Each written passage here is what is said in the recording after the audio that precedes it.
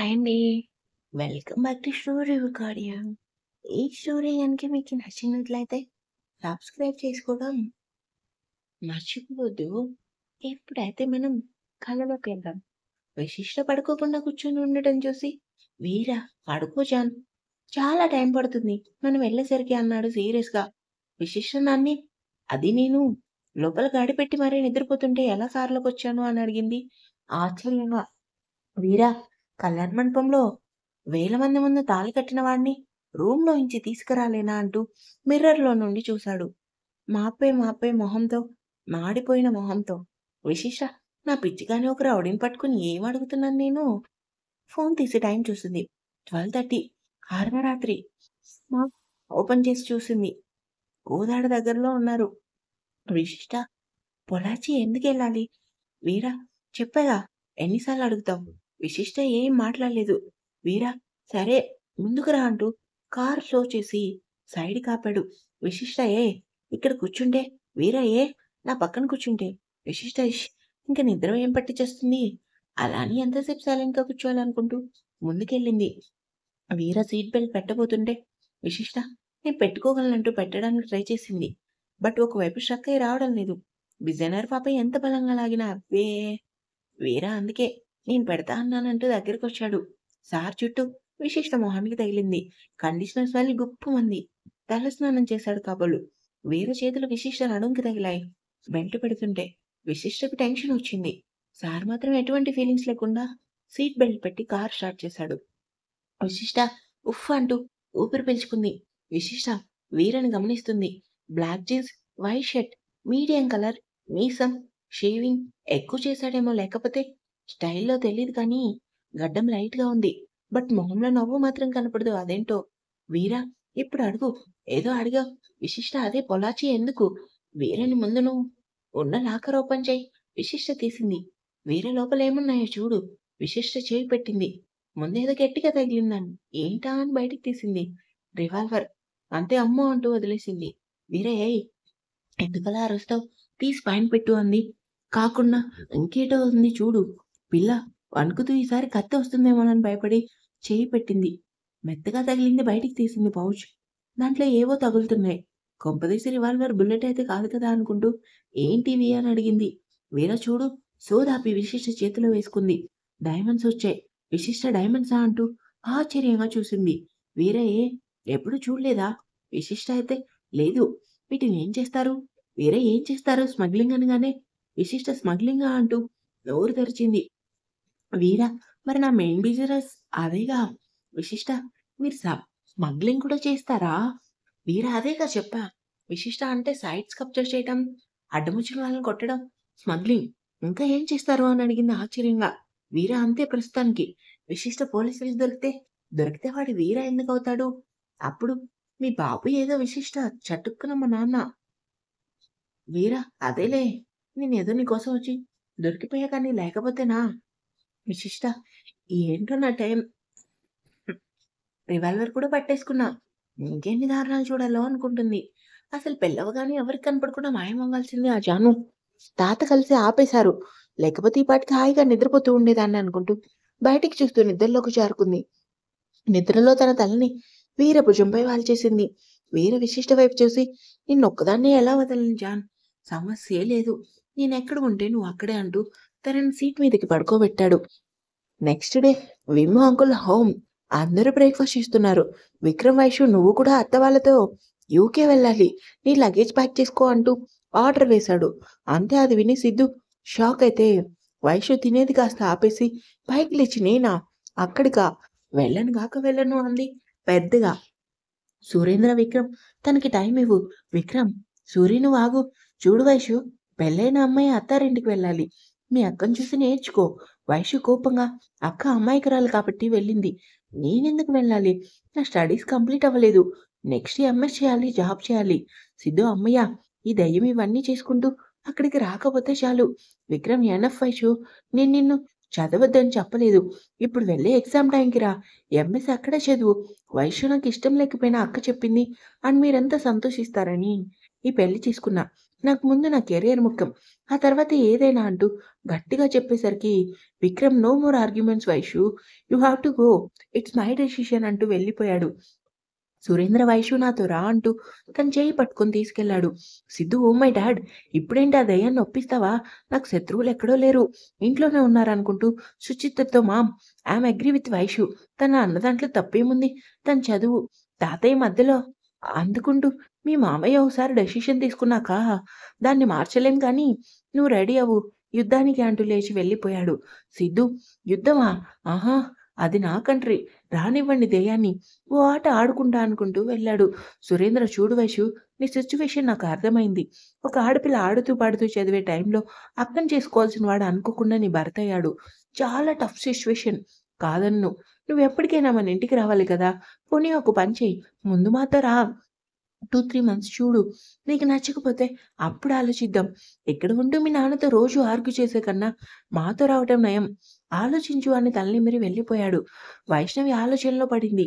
విశిష్ట మొహానికి చల్లటి గాలి తగలటంతో మెలకువ వచ్చింది.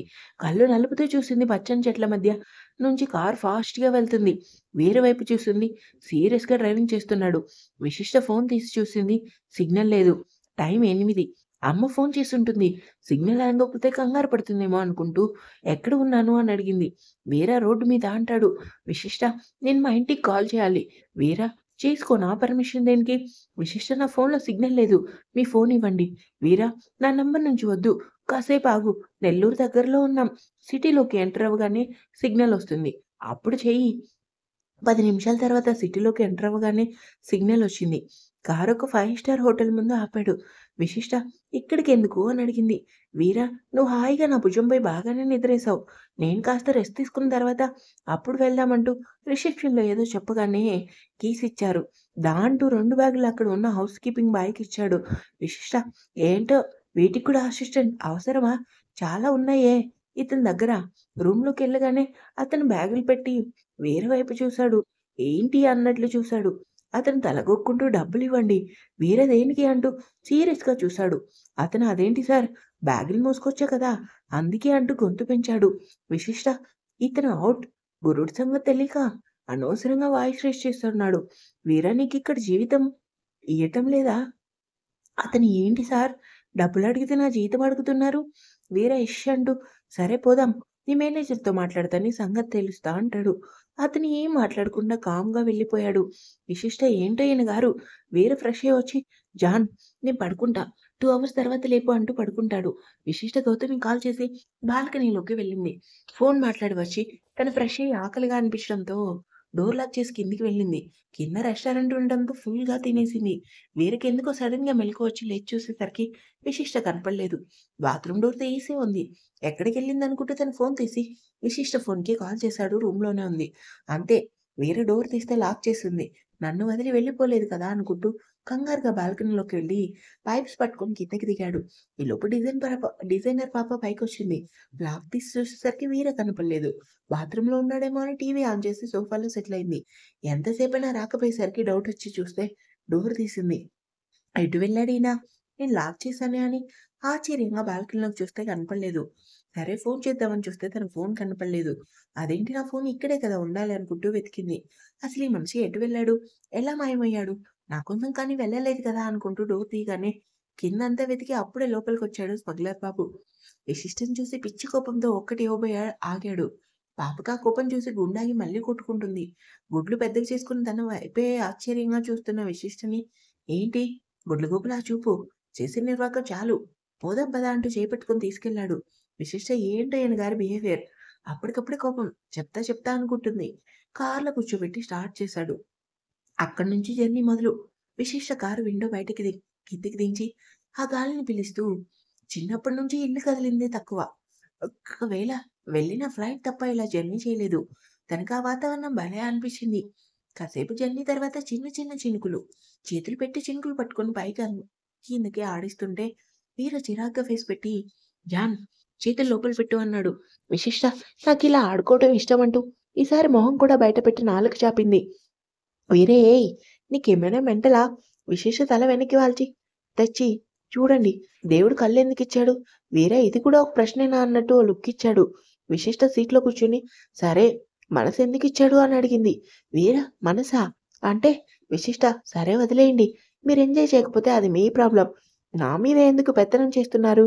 వీర నాతో ఉండే ఎవరైనా ఈ మాటే అనాలి. కాళీ, సుబ్బు, సింహ, చిట్టి నా మాట దాటరు. అలాగే నువ్వు కూడా. విశిష్ట నేనెందుకు వినాలి? కాళీ మీ ఫ్రెండు. సుబ్బు, సింహ, చిట్టి మీ కింద పనిచేస్తారు. సో, వింటారు. వేరే డ్రైవింగ్ స్పీడ్ పెంచుతూ తాళి కట్టిన వాడిని మొగుడు అంటే, కట్టించుకున్న వాళ్ళని ఏమంటారు?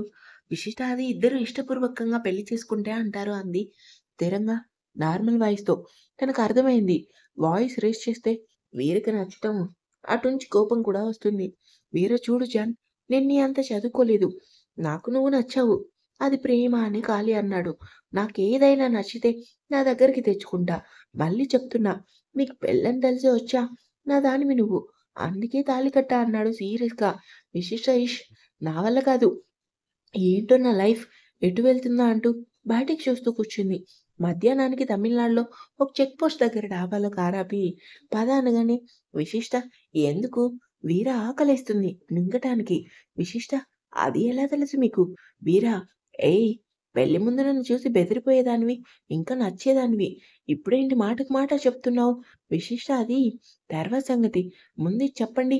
మీకు ఆకలని మీ బ్రెయిన్ నుంచి కడుపుకి సిగ్నల్ వస్తుంది. అలాగే నాకు అంటూ ఏదో చెప్పబోతుంటే వీర తనని అమాంతం ఎత్తుకొని వచ్చి అక్కడున్న టేబుల్స్ దగ్గర దించాడు.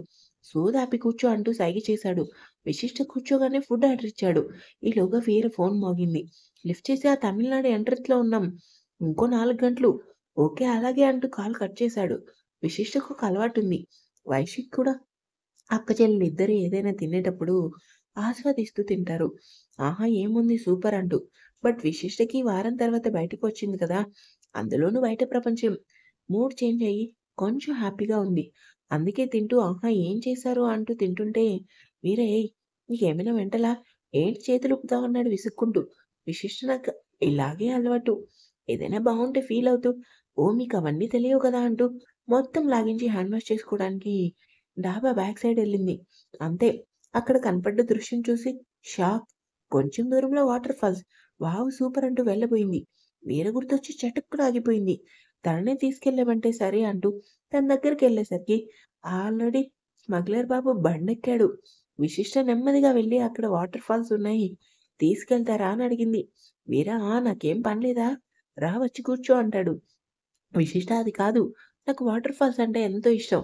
ఒక్కసారి వెళ్లి వద్దాం. వీర చూడు జాన్, సాయంత్రం కల్లా మనం వెళ్ళిపోవాలి. వచ్చి ఎక్కు అన్నాడు సీరియస్‌గా. విశిష్ట డల్‌గా ఎక్కి కూర్చుంది. 4 గంటల పొలాచికి ఎంటర్ అయ్యారు. విశిష్ట మాత్రం అన్ని గంటలు కూర్చొని బాగా అలసిపోయింది. ఒక గెస్ట్ హౌస్ ముందు కారాగింది. కాళీ, సుబ్బు, సింహ, చిట్టి నలుగురు బయట కూర్చొని వీళ్ళు రాగానే లేచి నిలబడ్డారు. కాళీకి విశిష్టని చూడగానే అభిమానం వచ్చేసింది. కాళీ ఏంటి విషి బాగా అలసిపోయావా? జర్నీతో అని అడిగాడు. విశిష్ట అవును కాళీ అన్నా అనగానే వీరతో సహా అందరూ అవాక్కై విశిష్ట వైపు చూశారు. విషికి ఒక్క నిమిషం అర్థం కాలేదు. ఏంటి అందరూ ఇలా చూస్తున్నారు అనుకుంది. కాళీకి మాత్రం భలే సంతోషం అనిపించింది. సరే పదండి అంటూ లోపలికి తీసుకెళ్ళాడు.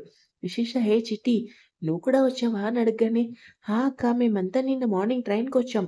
వీర అయిందా మీ సోది అంటూ అందరినీ ఓ చూపు చూసి మాడిపోయిన మొహంతో చిట్టి ఇప్పటిదాకా ప్రశాంతంగా ఉన్న వచ్చాడండి. నన్ను వాయి తీయడానికి అనుకుంటాడు. లోపల నుండి రేయ్ చిట్టి అని కేక వినిపించింది పరుగో పరుగు. ఖాళీ విషి దా అంటూ లోపలికి తీసుకెళ్ళాడు. సుబ్బు అదేంట్రా వీర విశిష్టం తీసుకొచ్చాడు. మనమే రిస్క్ తీసుకొని మరీ డీల్ చేస్తుంటే అని అడిగాడు ఆశ్చర్యంగా. సింహ నాకు ఖాళీ ఇందాకే చెప్పాడు. వాడు ఏది ముందే చెప్పడుగా మనకి వినగానే నాకు షాక్. సుబ్బు నాకు విశిష్టం చూస్తే ఆశ్చర్యంగా అనిపిస్తుంది. అసలు వీర తాళి కట్టాడే అనుకో. అలా ఎలా వచ్చింది? ఇంట్లో వాళ్ళని వదులుకొని. సింహ తను రాకపోతే వీడు వదులుతాడా? వీర కాబట్టి స్టేషన్‌లో అన్ని దెబ్బలు తిని కూడా ఆ అమ్మాయిని పెళ్లి చేసుకున్నాడు.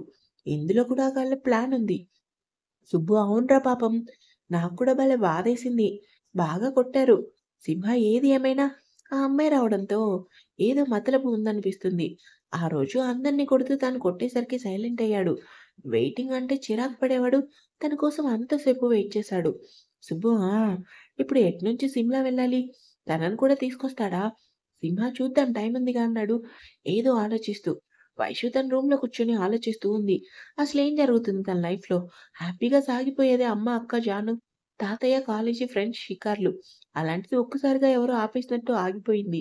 తన చుట్టూ పెళ్లి అనే ఉచ్చు బిగుసుకుంది. ఇప్పుడు ఇక్కడే ఉండాలంటే డాడీ ఒప్పుకోరు.